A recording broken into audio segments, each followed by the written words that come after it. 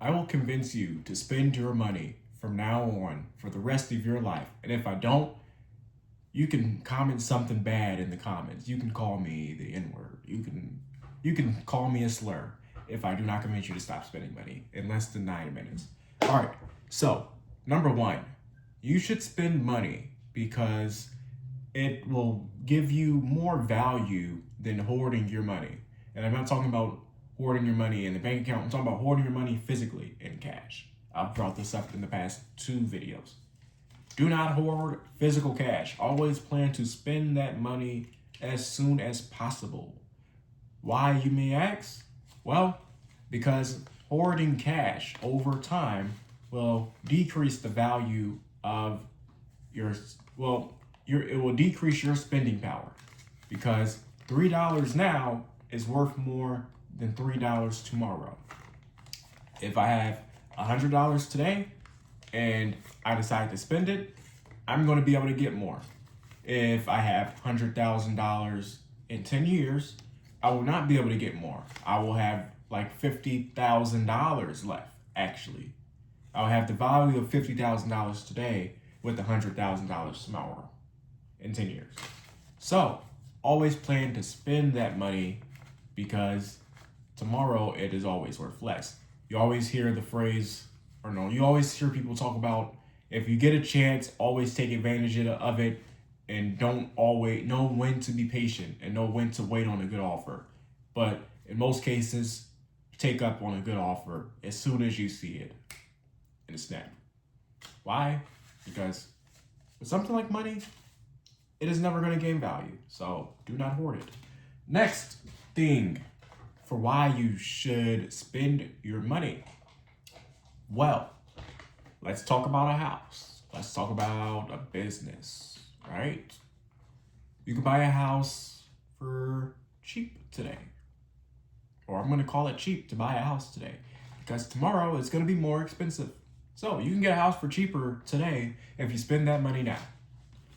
That means tomorrow your house is going to be worth more because houses beat inflation, houses beat all sorts of interest and all that. Houses beat it. So if you spent $100,000 on a house today, in 10 years, it's going to be worth a hell of a lot more than the amount of interest it gained. Like with interest, it's probably going to gain $20,000 or like $20,000 to $30,000. So it's going to be like worth, or added up, when you add up the interest and the inflation, $130,000. But in reality, houses don't move like that. It's going to be worth a little bit more. So you actually gain money off of that. You gain value off of the accumulation of the house. So you can buy assets, houses, business, all that.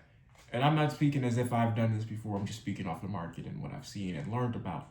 So take this with a grain of salt. I don't always know what I'm talking about. I don't have the answer. So don't come to me for financial advice because I don't have that. I need financial advice. I'm telling you how you could do it. How you can navigate this and not lose money. I'm just trying to convince you to spend money. Next up, why you should spend money. Because the economy needs it. The economy runs on spending money. Your real estate agent, they need you to buy that house. The listing agent, they need you to sell that house. The cookie shop, they need you to buy that cookie. Your best friend that works at the cookie shop, they need you to buy that cookie so they can get paid. And then maybe they can get a tip. Your Uber driver, they need you to pay that fee, that toll fee. The police officer, they need you to pay the ticket. They need you to pay your taxes. The teachers, they need you to pay the taxes. The teachers in the cafeteria or the lunch ladies, they need you to pay your lunch fees, your lunch bills. Gordon Ramsay, he needs you to donate money. He needs you to subscribe and pay for his restaurants and pay for the TV subscription. Netflix, they need you to pay for the subscription and watch their movies and spend your time. USPS, they need you to send mail and receive mail and buy stuff so they can get sent through mail. Alcohol, they need you to buy it. All this stuff. It always gets somebody paid. In reality, everybody's getting what they want. If you want to buy liquor, go ahead, buy liquor. You're going to get the joy that comes with it. The liquor store attendant, cashier is going to get paid. The liquor store owner is going to make more money, which means they can keep that liquor store running. So you ain't got to drive 30 minutes for more liquor. And you can just drive 5 minutes for liquor. The cigarette companies, they need you to buy them cigarettes.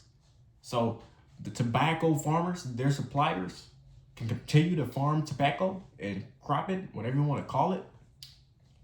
Then your grandma who buy the cigarettes, she's going to be satisfied that she was able to pay for her $20 cigarettes that was worth $7 in 2015.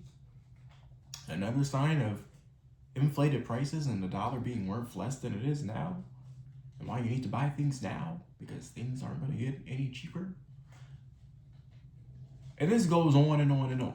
I can go on and on and on about for days on why you need to spend money so the next person and everybody else can succeed. Next up is the question, do you want to be homeless? Do you want to be jobless? Do you see the state of the economy now?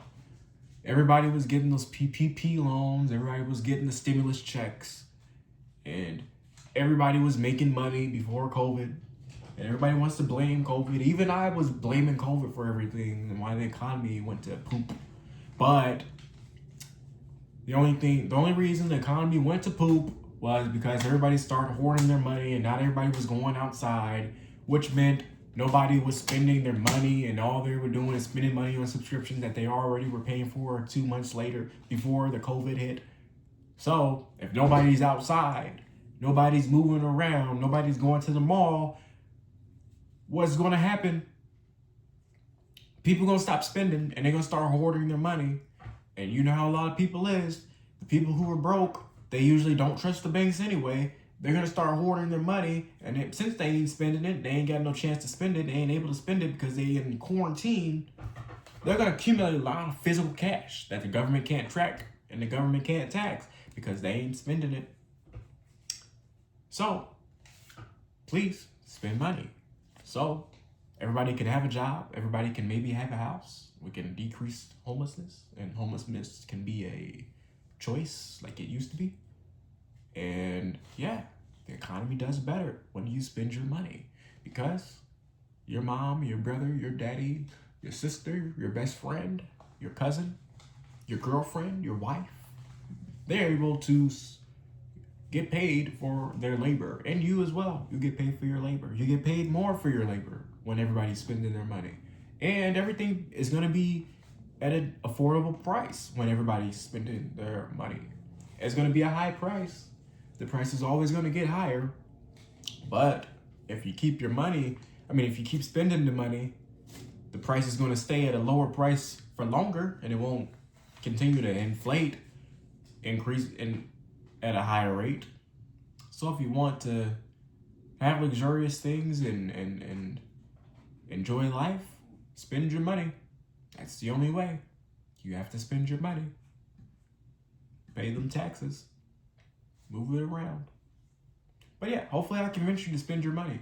My name is Meek. Thank you for watching this video. I am learning finance. I do not understand finance to the best of my abilities. I have not hit that capacitor limit. I am always learning finance. I am not the financial wizard who can give you finance advice on how to increase your money. I do not know how to do that as I am broke myself. But I do and am learning finance and economics. This is not advice on how to increase your money because I don't know how to do that yet. When I learn how to do that though, I will teach you how to do that as well and help you learn as well as I am learning too. But other than that, to stay on topic because I only know this type of stuff for now. Yeah, I understand macroeconomics and finance to a bit, so you can come to me for that. His story and all these stories and analogies and how the money works in value, I can show you that, explain it perfectly, and open your eyes up. This is the place for that. I know how that stuff works. I know how loans work. I can't tell you how to get a loan, but I know I can tell you how it works. But yeah, thank you for watching this video. Thanks for watching the 2-minute outro. And I believe I explained or convinced you maybe on how to increase your dollars. I mean, not how to increase your dollars, on how to, I think I convinced you to spend your money in 9 minutes. Goodbye.